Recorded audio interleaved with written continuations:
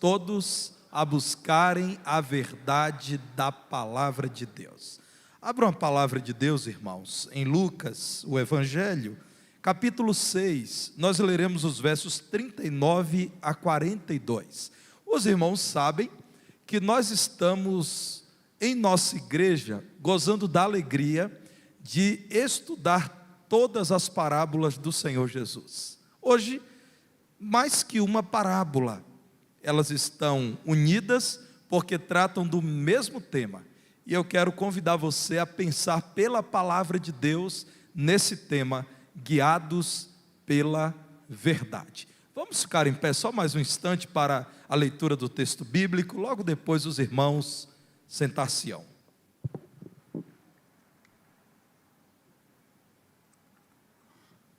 Diz assim a palavra do Senhor: propôs-lhes também uma parábola. Pode porventura um cego guiar a outro cego? Não cairão ambos no barranco? O discípulo não está acima do seu mestre.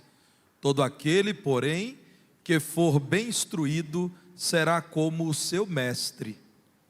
Porque vês tu o argueiro no olho de teu irmão, porém não reparas na trave que está no teu próprio?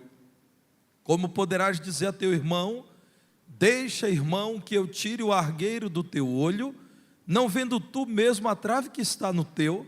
Hipócrita, tira primeiro a trave do teu olho, e então verás claramente para tirar o argueiro que está no olho de teu irmão. Vamos orar? Senhor amado, nós recebemos esta palavra como sendo o cuidado, o zelo, como sendo o ato de um apacentador que é o Senhor, o nosso sumo pastor. Nos ajude, Senhor, a compreender toda essa verdade, mas pelo Teu Santo Espírito, nos dê poder para praticá-la. Nos ajude, Senhor, para que a Tua igreja seja avivada, despertada por Tua santa palavra.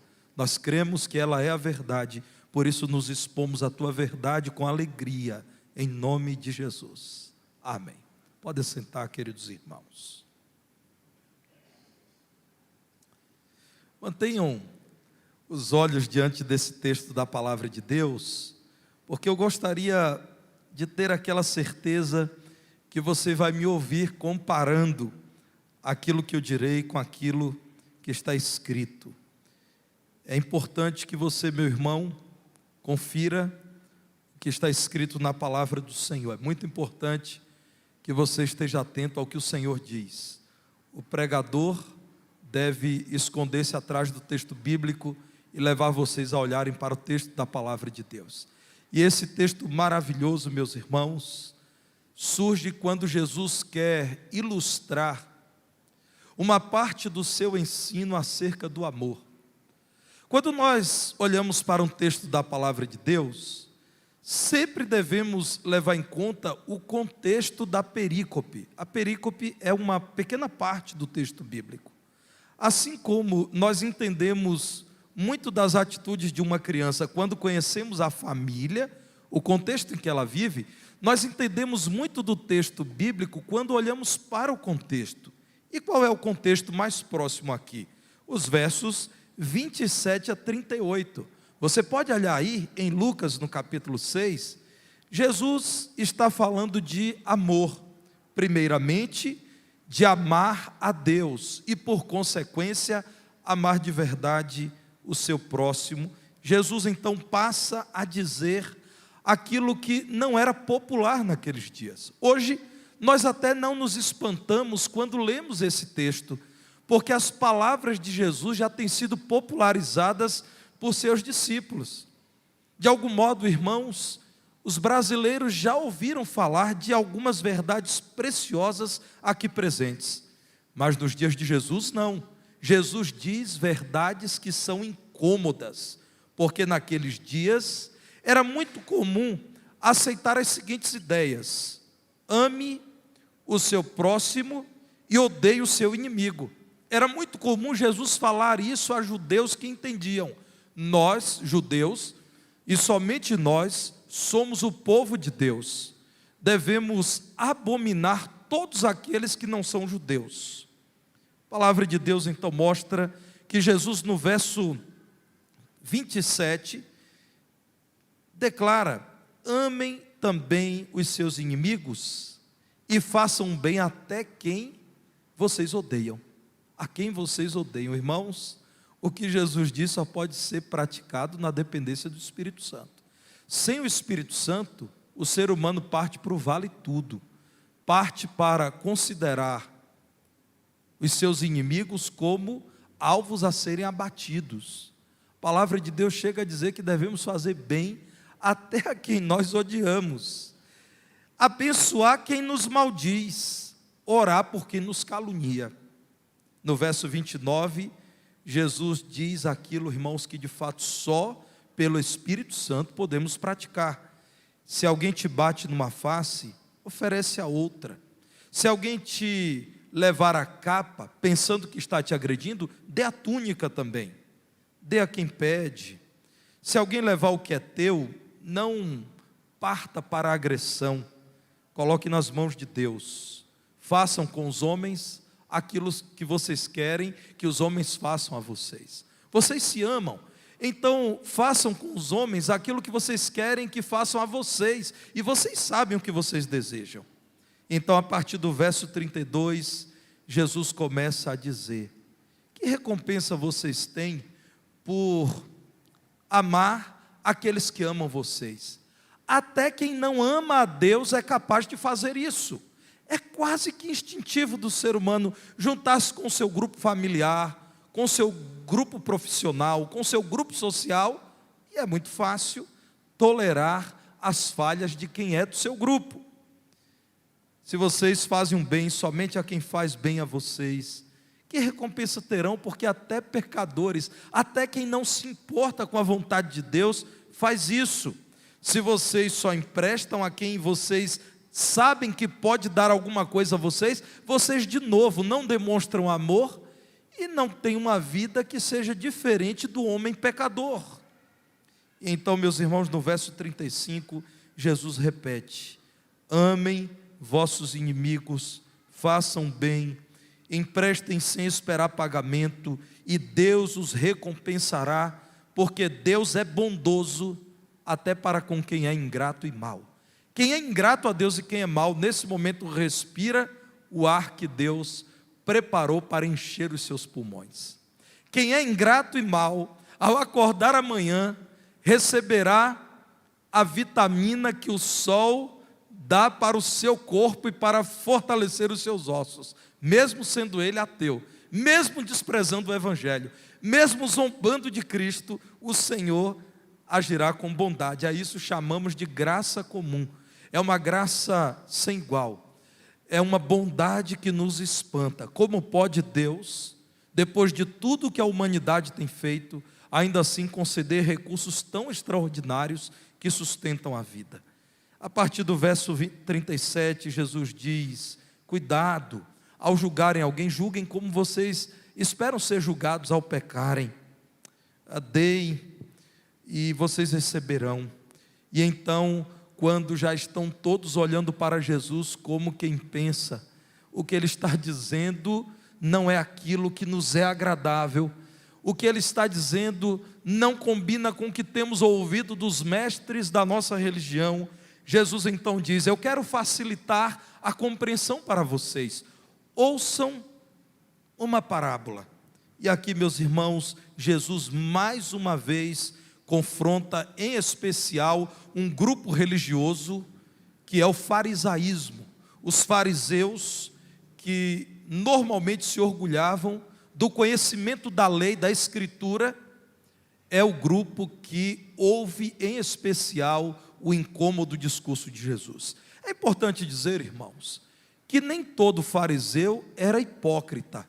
Existiam fariseus sinceros, piedosos, tementes a Deus, sim.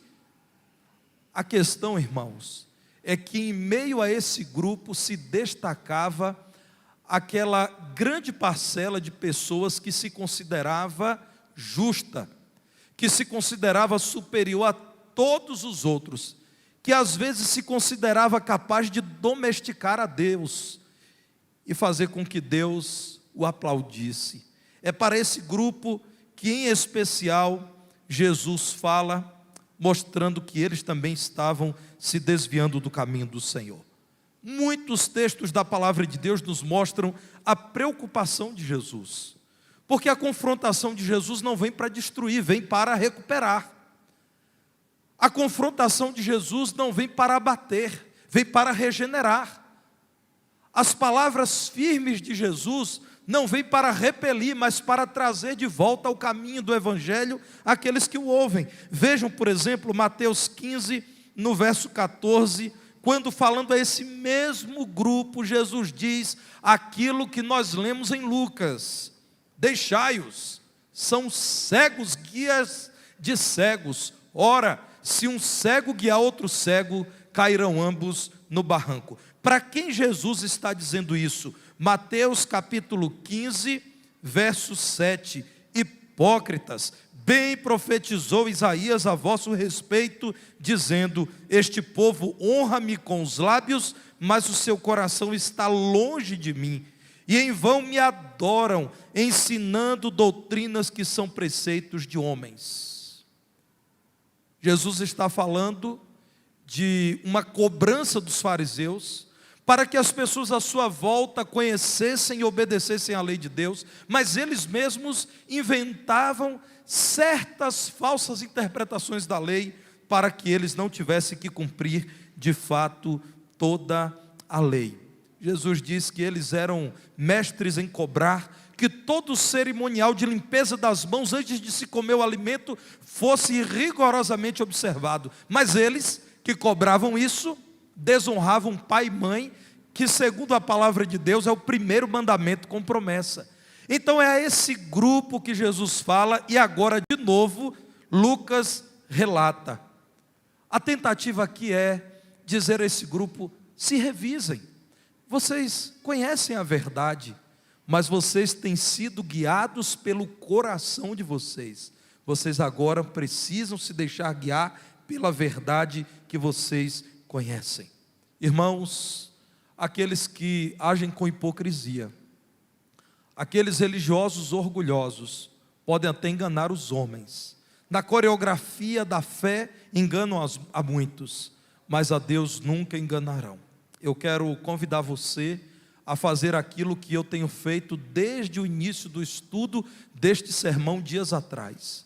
Eu quero convidar você num ato de profunda dependência de Deus e de grande e espiritual humildade, ao longo da exposição bíblica, não pensar em outra pessoa, mas pensar em você. Então, durante toda a exposição, eu quero me perguntar: Tarcísio, você que conhece o Evangelho, tem vivido aquilo que prega? Tarcísio, você que muitas vezes corrige o outro, você corrige com amor e aceita com amor ser corrigido? Porque, irmãos, eu e você, tentados pela nossa natureza pecaminosa, ao ouvirmos as palavras de Jesus, podemos começar a pensar: isso aqui é para o irmão José. Desculpa se tem algum irmão José aqui, é difícil encontrar um nome, eu vou usar o nome Tarcísio mesmo, aí eu não ofendo a ninguém. Não pense assim: isso aqui é para o pastor Tarcísio, eu tenho certeza. O meu convite amoroso a você é: coloque o seu nome aqui como eu estou colocando o meu. Entenda que quando o Senhor Jesus confrontava essas pessoas, Ele não estava confrontando para destruí-las, mas para recuperá-las. Olhe para a palavra de Deus e veja o que o Senhor está dizendo a você, está dizendo a mim. Irmãos, os olhos são órgãos muito sensíveis. Aqueles que, como eu, constantemente passam por exames oftalmológicos sabem muito bem quão sensíveis são os olhos quando pingam algumas gotas de colírio em nossos olhos. Jesus, sabendo disso, utiliza a figura desse órgão para essas parábolas. O alvo dele, ao final, é que todos saibam que a vida, na verdade, é o que se espera de quem conhece a verdade. Como lemos nessa noite em João 14:6, Jesus diz: eu sou a verdade que todo homem precisa conhecer. Irmãos, eu tenho, depois de ter estudado essas parábolas de Lucas 6, 39 a 42, duas conclusões. A primeira é que Jesus está dizendo para mim o seguinte: pregue o que você vive, viva o que você prega. Eu entendo que a primeira grande sentença, o primeiro grande ensino de Jesus é esse: pregue o que você vive e viva o que você prega.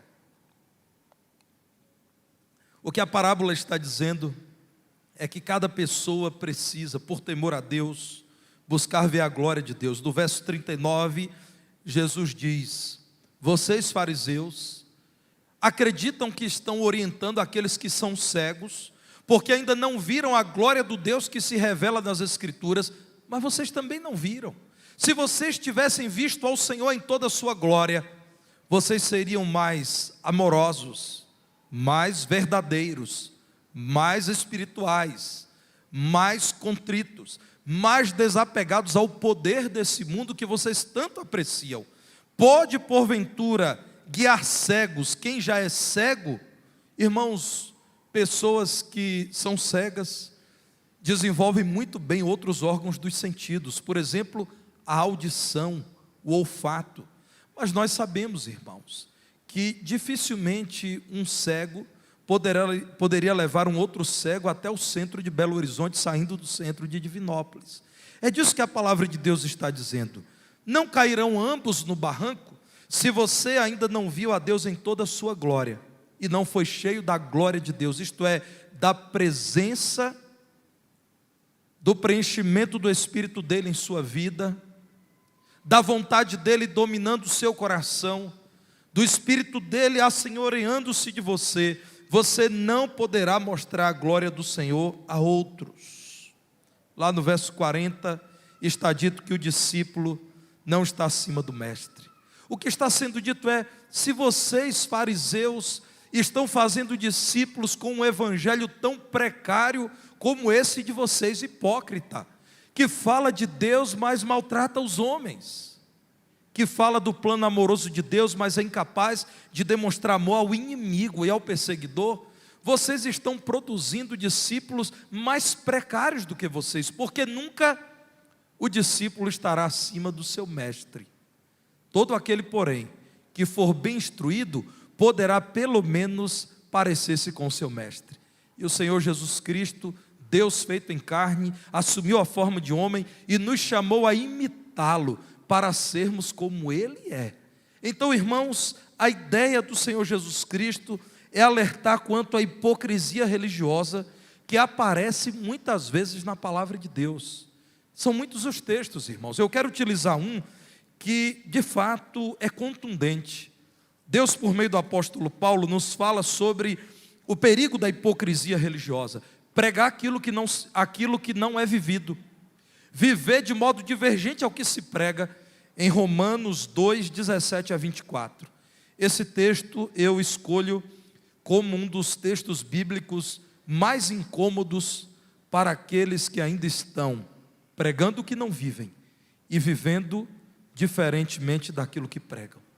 Romanos 2, 17. Se porém tu, que tens por sobrenome judeu, e repousas na lei, e te glorias em Deus, que conheces a sua vontade, e aprovas as coisas excelentes, sendo instruído na lei, que estás persuadido de que és guia dos cegos, luz dos que se encontram em trevas, instrutor de ignorantes, mestre de crianças, tendo na lei a forma da sabedoria e da verdade. Tu, pois, que ensinas a outrem, não te ensinas a ti mesmo? Tu que pregas que não se deve furtar, furtas? Dizes que não se deve cometer adultério e o cometes? Abominas os ídolos e lhes roubas os templos? Tu que te glorias na lei, desonras a Deus pela transgressão da lei? Pois como está escrito, o nome de Deus é blasfemado entre os gentios por vossa causa. Paulo está falando a judeus e dizendo: muitos têm zombado da mensagem de vocês acerca do Deus de Israel, porque vocês se comportam de modo vergonhoso. Vocês querem guiar cegos, dar luz a quem está em trevas, instruir ignorantes, ensinar crianças, mas vocês mesmos não vivem aquilo que pregam. Vocês dizem não furtem, mas vocês furtam. Vocês dizem não adulterem, mas vocês adulteram. Vocês dizem não sejam idólatras, mas vocês tomam os bens de templos idólatras para enriquecerem. Irmãos, a palavra de Deus nos trata ao dizer: a vida no Evangelho é a vida na verdade. Meu querido irmão, minha querida irmã, não cante aquilo que você não está disposto a viver. Quando nós cantamos, como cantamos tantas vezes aqui nessa igreja, te louvarei, não importam as circunstâncias, adorarei somente a ti, Jesus. Ou quando cantamos, se temos que perder os filhos, bens, mulher, embora a vida vá, por nós Jesus está e dar-nos-á seu reino. Quando cantamos o hino que eu mais aprecio no cantor cristão, hino vitorioso, 471 do cantor cristão: não é dos fortes a vitória, nem dos que correm melhor, mas dos fiéis e sinceros, como nos diz o Senhor. Será que eu, irmãos, que amo esse hino, estou vivendo assim? Não é dos fortes, e aí eu começo a confiar na minha força. Não é dos fortes a vitória, nem dos que correm melhor, eu estou confiando na minha capacidade, mas dos fiéis e sinceros. E eu não acredito na justiça de Deus, e eu não aguardo a providência de Deus, e eu não conto com o socorro de Deus, e às vezes eu murmuro, blasfemo: onde Deus está que esqueceu de mim?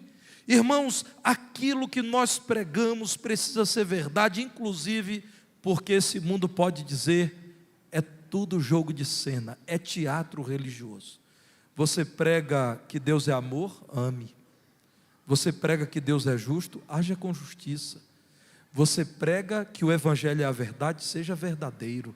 Meu irmão e minha irmã, a palavra de Deus nos traz esse precioso alerta por meio das parábolas do Senhor Jesus, para que sejamos guiados pela verdade, para que possamos viver na verdade. Certa vez, um grupo de membros da nossa igreja, sob a liderança de um dos nossos pastores, estava pregando no presídio Floramar. Eu não estava lá nesse dia, e os irmãos me relataram que um homem acabara de ser preso, e ele se identificava como um líder religioso de um determinado grupo religioso. E os nossos irmãos pregaram a palavra de Deus, e oraram pelos presos, e falaram de Cristo. E alguns dos novos convertidos ali disseram que aquele homem estava criticando, dizendo: não, eles são da igreja batista, eles estão pregando, mas eles não conhecem o poder do Espírito, eles nem falam línguas estranhas. Quem tem o Espírito Santo fala em línguas desconhecidas. Irmãos, até onde vai a hipocrisia do ser humano? Um homem que cometeu crimes em Divinópolis, foi preso em outra cidade, vivendo num bairro, morando com uma mulher envolvida com prostituição, recolhido ao cárcere porque estava cometendo crimes terríveis, abriu a boca para dizer que homens de Deus que estavam pregando o Evangelho com fidelidade não eram crentes de verdade, porque não faziam aquele que ele faz, porque não tem a mesma compreensão que ele tinha da palavra de Deus. Meus irmãos, o ser humano é capaz de fazer isso, é capaz de, estando num estado de miséria, dizer: mas eu sou um miserável cheiroso, mas eu sou um miserável elegante. Meus irmãos, o que a palavra de Deus me diz é que, muito especialmente para mim, que sou pregador do Evangelho, pastor de uma igreja do Senhor Jesus, é que eu preciso depender do poder do Espírito de Deus, para só pregar aquilo que eu posso viver, e para viver aquilo que eu prego. E se eu não estiver vivendo com humildade, em arrependimento, dizer: ó Deus, tenha misericórdia de mim, que sou pecador e vou perecendo, transforma o meu coração, e alinha o meu ser à vontade do Senhor. A pregação na Floramar prosseguiu. Não sei o destino daquele homem que estava preso. Eu sei, meus irmãos, que aqui nesta igreja, neste momento, nós temos frutos do trabalho dentro daquela instituição penal. Meus irmãos, entendo que, em segundo lugar, a palavra de Deus está dizendo: corrija quem você ama, mas ame também a correção que é dirigida a você. Olhem para o verso 41, quando Jesus diz: por que tu vês um cisco no olho do seu irmão e não repara na trave, numa lasca de madeira que está no teu próprio olho? Por que você vive assim? Porque você quer corrigir o outro, mas não é corrigido. E a palavra de Deus está nos chamando a amar. Assim como acontece na família, irmãos. Não é correto amar sem corrigir, como não é correto corrigir sem amar. O ideal é corrigirmos com amor. Nós devemos corrigir os nossos filhos em amor, sempre para que eles sejam filhos melhores, não para que eles sejam tão somente penalizados. Na igreja precisamos fazer isso também. A igreja é uma família espiritual. Será preciso corrigir, mas que corrijamos em amor para ganhar o irmão, dizer a ele: vem comigo aqui para uma vida melhor. Jesus está então dizendo: quando forem corrigir, fariseus, não sejam orgulhosos.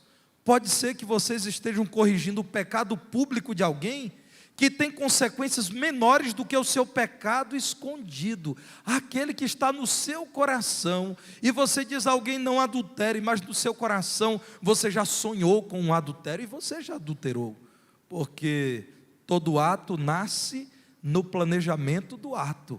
Os irmãos sabem disso.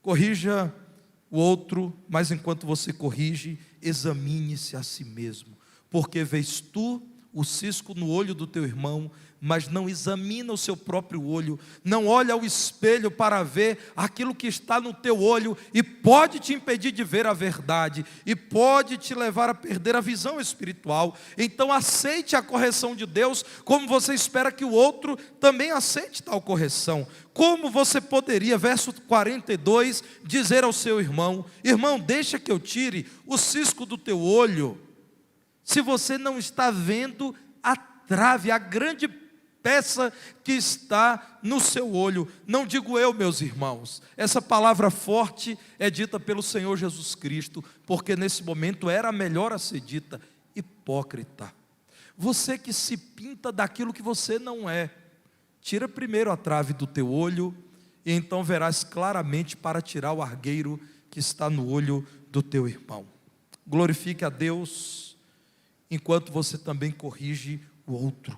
Veja lá no verso 49 de Lucas 6, quando Jesus diz que o que ouve e não pratica é semelhante a um homem que edificou uma casa sobre a terra sem alicerces, e arrojando-se o rio contra ela, logo desabou, e aconteceu que foi grande a ruína daquela casa.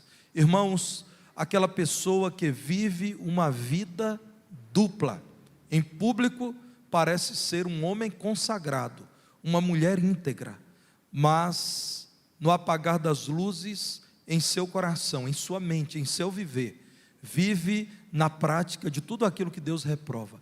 Em algum momento desabará, como os mais jovens dizem: Nivaldo, um dia a casa vai cair. Isso é bíblico. Jesus foi quem disse isso: um dia a casa cai, porque não há fundamento sólido, porque não existe firmeza. Então, meu irmão, é preciso que o irmão Tarcísio, em dependência do Senhor, diga: Senhor, me ajude a entender.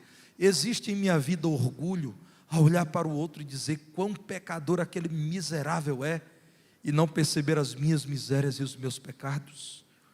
Meus irmãos, eu gosto de lembrar de Marcos 9, verso 47. Observe o que diz o Senhor Jesus em Marcos 9, 47.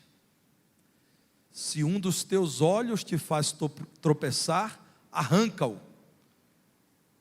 É melhor entrares no reino de Deus com um só dos teus olhos, do que tendo os dois seres lançados no inferno. O que Jesus está dizendo é, claro que ilustrativamente, elimine aquilo que te faz pecar. É melhor fazer isso do que continuar pecando contra o Senhor. Se um dos teus olhos te faz tropeçar, arranca-o. Eu conheci um irmão em Cristo, hoje pastor, que quando estava sendo preparado para o batismo, me procurou e disse: pastor, eu sou um crente em Jesus, e eu desejo ser batizado, e eu já havia perguntado a ele como estava a vida dele, como ele estava pensando no batismo, isso em outra cidade, não em Divinópolis, e aquele irmão disse: pastor, eu quero ser batizado depois que eu puder dizer que de fato eu não vou voltar a me encontrar com uma mulher da qual eu fui dependente por longos anos da minha vida. Eu fiz tudo por ela, eu era na verdade um escravo dela. Quando eu vim para essa igreja, eu vim porque ela havia me deixado e eu pensei que a minha vida tinha acabado. E eu não posso mais voltar atrás. Se eu voltar para esta mulher, eu estou voltando para uma pessoa que não tem compromisso com Deus, que não me ama, que não está interessada numa vida diferente. E esse homem, irmãos, meses e meses depois me procurou dizendo: pastor, ao longo dos últimos 6 meses, eu me testei. Se ela me telefonasse, se ela me buscasse, será que eu iria? E houve um dia que ela me chamou. E eu disse para ela: esqueça aquele homem que você conheceu. Agora eu sou uma nova criatura transformada por Cristo Jesus. Ele conta, irmãos, que tempos depois um membro da família dela adoeceu.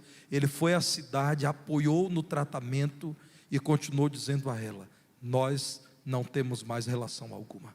Anos depois, eu pude celebrar o casamento dele junto com o pastor da esposa dele, da mulher com quem ele se casou.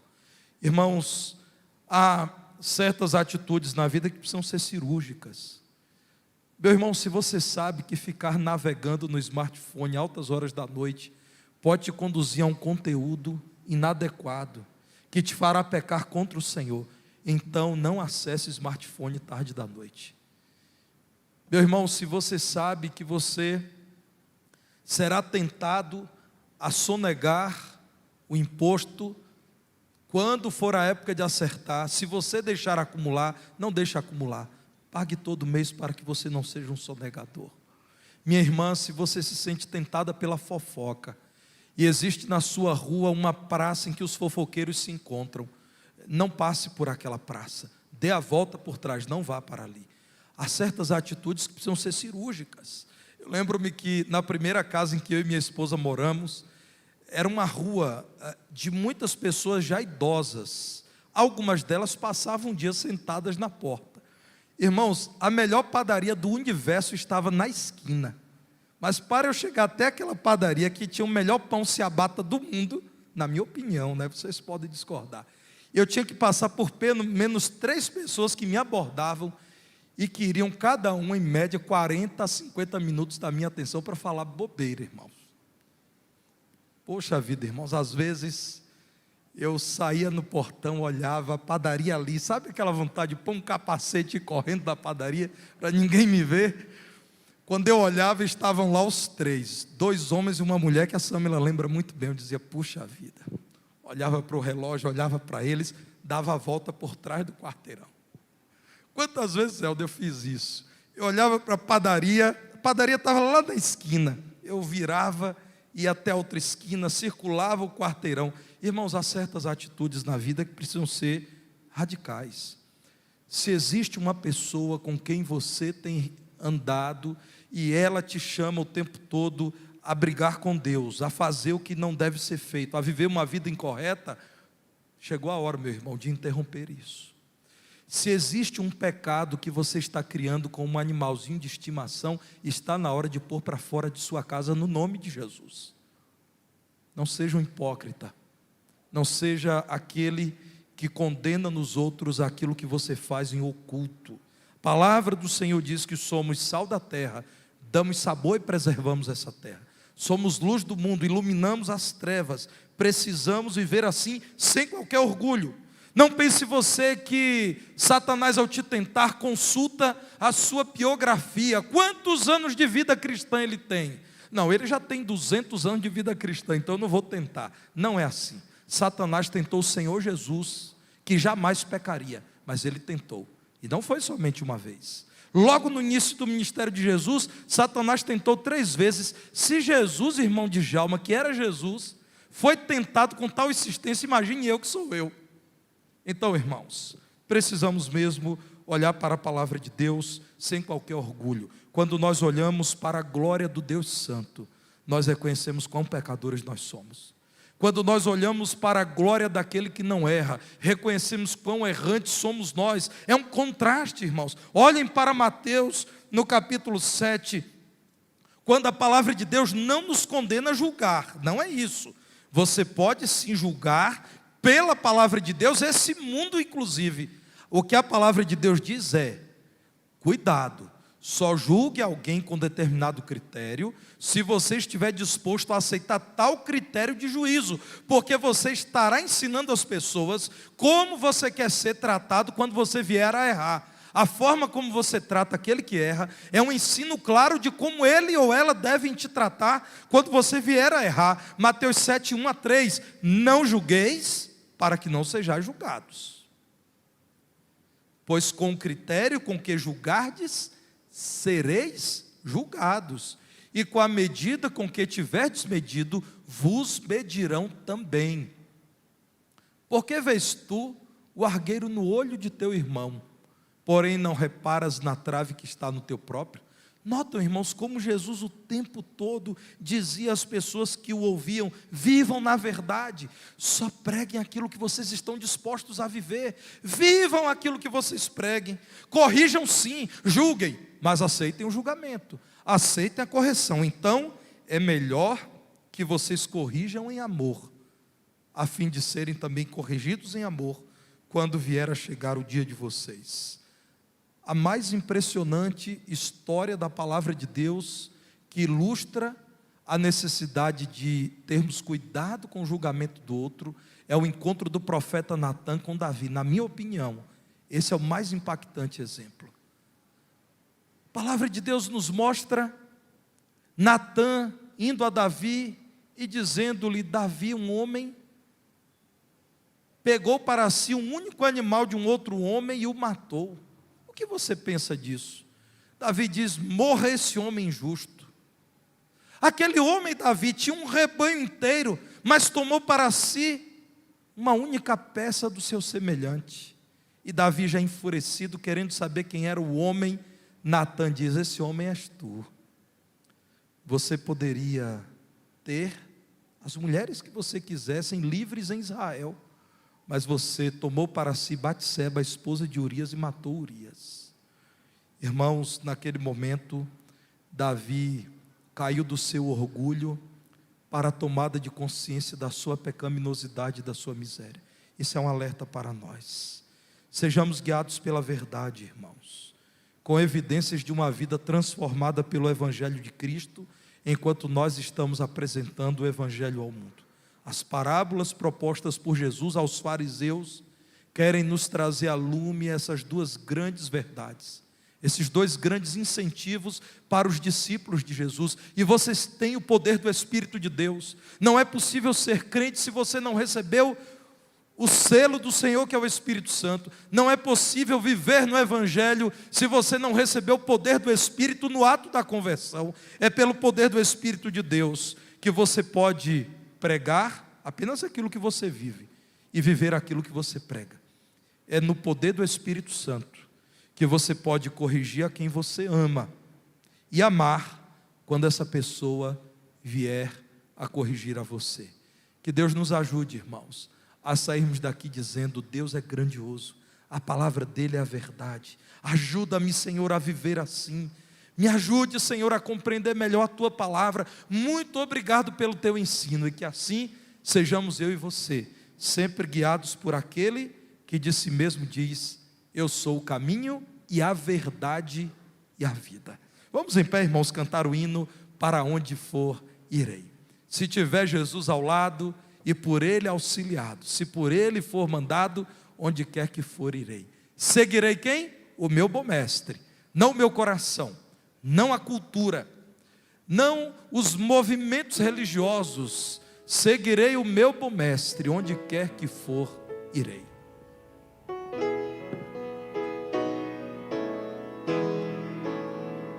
Se eu tiver Jesus ao lado e por ele auxiliado,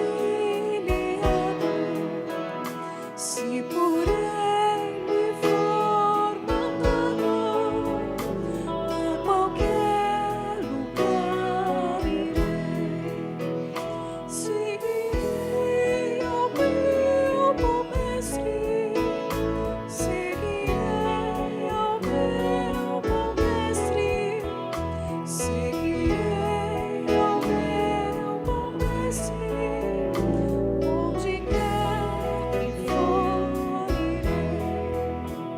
Seja o meu caminho duro, espinhoso ou inseguro, em seus braços bem seguro, onde me mandar irei, seguirei ao meu destino, seguirei ao meu destino, seguirei ao meu destino, onde quer que for irei. Males poderão cercar-me, o perigos assustar-me, mas se Cristo segurar-me, onde me mandar irei, seguirei ao meu bom destino, seguirei ao meu bom destino, seguirei ao meu bom destino, onde quer que for irei. Quando terminar a vida, fim da minha triste lida, tenho a glória prometida, eu ao meu Senhor irei, seguirei ao meu bom destino, seguirei ao meu bom destino, seguirei ao meu bom destino, onde quer que for irei. O salmista diz assim: ó, provai e vede que o Senhor é bom. Eu quero convidar você a depender do Senhor, do poder do Espírito do Senhor, para viver assim como Jesus nos chama a viver.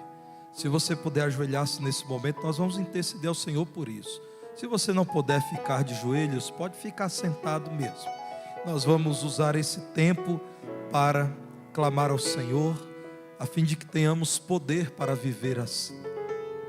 Como eu disse no início, coloque diante do Senhor agora a sua vida. Deixe que o outro seja tratado pelo Senhor. Nesse momento, lembre-se que tudo que você tem, quem você tem para colocar diante de Deus é você.